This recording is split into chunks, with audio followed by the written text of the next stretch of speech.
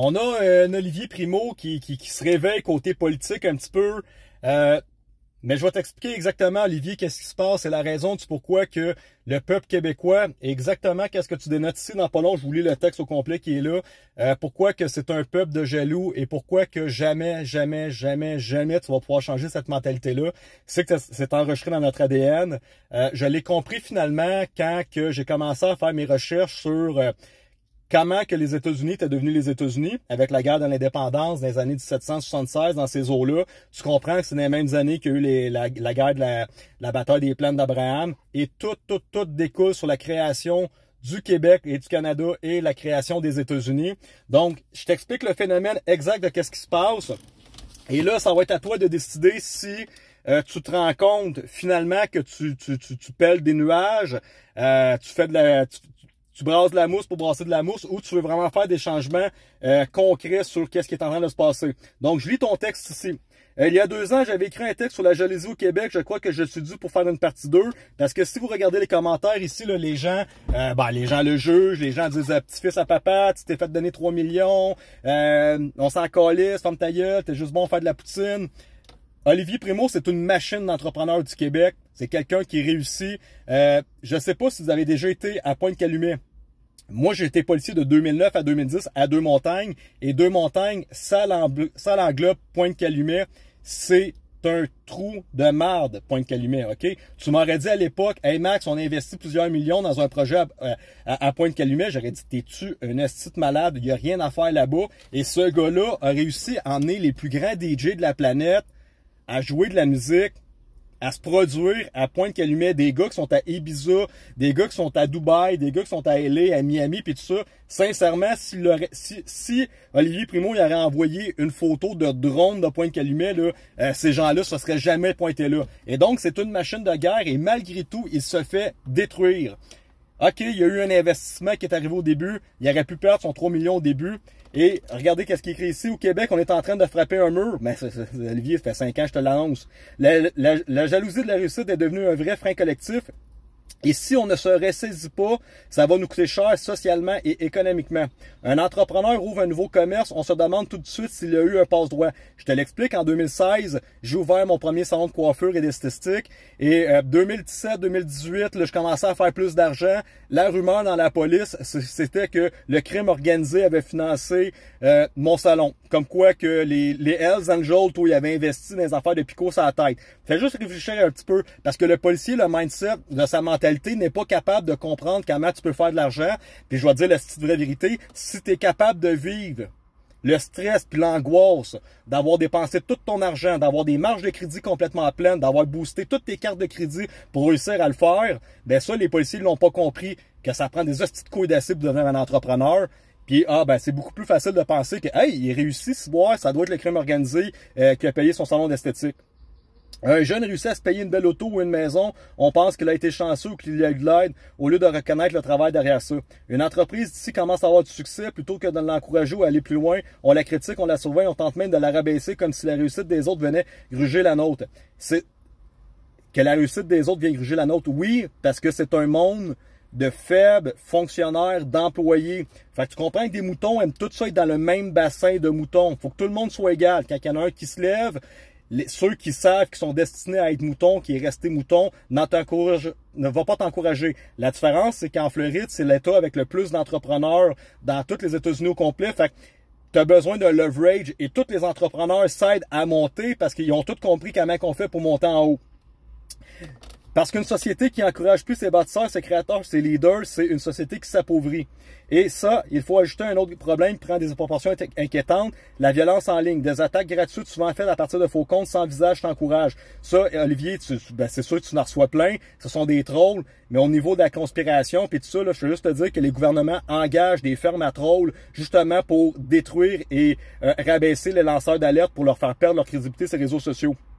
Il faut aussi applaudir la persévérance, l'innovation, le courage de ceux qui osent. La réussite des autres n'est pas une menace, c'est une inspiration. Il est temps qu'on change la mentalité parce que le vrai danger, ce n'est pas certaines réussites, c'est qu'on les pousse à réussir ailleurs. Ben, Olivier, on les pousse à réussir ailleurs. Je te conseille fortement tout de suite d'aller te chercher une double citoyenneté à Dubaï, au Mexique, va te chercher un visa aux États-Unis, parce qu'à un moment donné, c'est pas juste qu'on les pousse à aller ailleurs.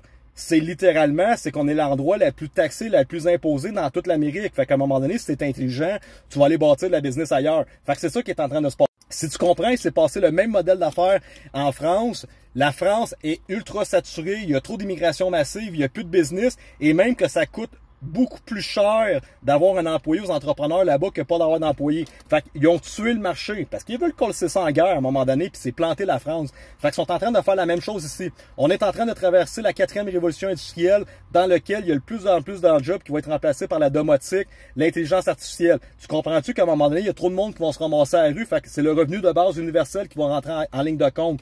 Fait que présentement, le modèle de société du Québec, c'est socialiste style / communiste. Fait que tous ces gens-là qui vont perdre leur emploi, Olivier, ils s'en vont sur le revenu de base universel. T'en as plus besoin des entrepreneurs. Fait qu'ils vont commencer à cruncher la société pour réduire tranquillement, pas vite, la masse.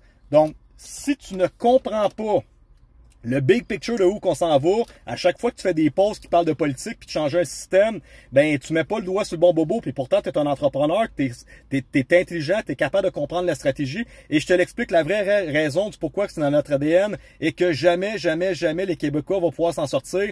Ça a parti des plaines d'Abraham. Quand on a perdu ce combat-là de petits colons français, qu'on a mangé une volée par Wolfe qui est arrivé de l'eau des Britanniques, on le savait.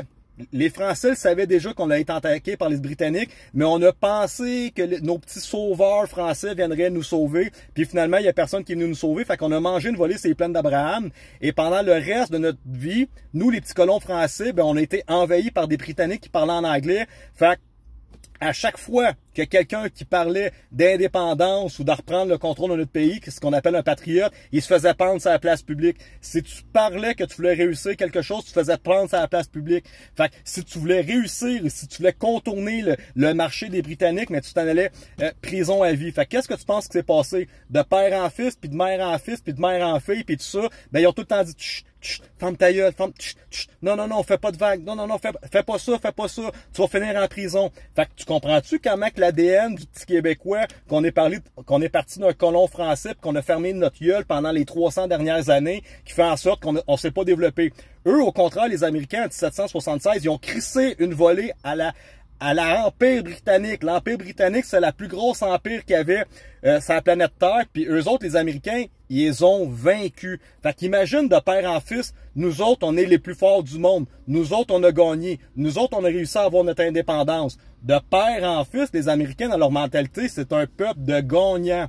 C'est un peuple qui a crissé une volée à l'Empire britannique. C'est un peuple qui s'est armé. Fait que c'est impossible de rivaliser avec les Américains. Ça vient, c'est enregistré dans notre ADN. Fait que, Olivier Primo, il faut que tu comprennes que pour changer un modèle de société, même si demain matin tu deviendrais premier ministre, mais tu pourrais pas devenir premier ministre parce que tu vas comprendre à un moment donné que les votes et la démocratie n'est pas réellement une démocratie. Fait que, mais demain matin tu deviendrais premier ministre puis tu veux changer la mentalité des Québécois au complet, ça va te prendre 25 à 30 ans. OK? Ça prend 25 à 30 ans changer la mentalité d'une société. Fait que, mais malheureusement, c'est pas les conservateurs qui ont gagné. Fait que la politique puis l'immigration massive va continuer à rentrer. Fait que, à partir de maintenant, ça va être toujours les libéraux, puis les libéraux, puis les libéraux qui vont gagner. On va détruire le Canada au complet, on va détruire le Québec. Et si tu as compris le big picture, tu peux continuer à préparer ton entrée politique puis de penser que tu vas faire des grands changements, mais tu vas te rendre compte rapidement à un moment donné que la game est déjà perdue. Notre seule chance de s'en sortir, ça serait de rentrer officiellement dans les États-Unis, de devenir un État américain et d'avoir au moins le sentiment de winner. Sinon, Olivier, en tant qu'entrepreneur, arrête de perdre ton temps et ton énergie dans des combats que tu sais que tu ne peux pas gagner. Et si tu penses que tu peux gagner ce combat-là, parce que malheureusement, je pense que tu as mal fait ton analyse, parce que si tu l'étudies réellement en profondeur et tu connais toutes les infos que je connais sur le Deep State et l'agenda mondialiste, tu vas te rendre compte que tu vas peut-être arrêter de perdre ton temps à parler de politique. Si tu veux faire des choses concrètes, il faut foncer pas mal plus fort que ça. Pas mal plus fort que ça. Puis il faut pas que tu rentres dans le jeu politique. Si tu rentres dans le jeu politique, tu pèles des nuages absolument pour rien. Donc, je termine avec ça, Olivier, c'est très important. Va te chercher une double citoyenneté, Dubaï, Mexique, n'importe où pas mal sur la planète. Là. Dubaï, c'est super facile à obtenir. Mexique, c'est super facile à obtenir. Va te chercher un visa aux États-Unis et ouvre ta ligne de jeu, parce que ça ne veut pas dire que tu vas finir au Québec, même si tu as le bon vouloir de sauver le peuple québécois. Les mondialistes sont extrêmement forts et on s'en va vers notre déclin no matter what.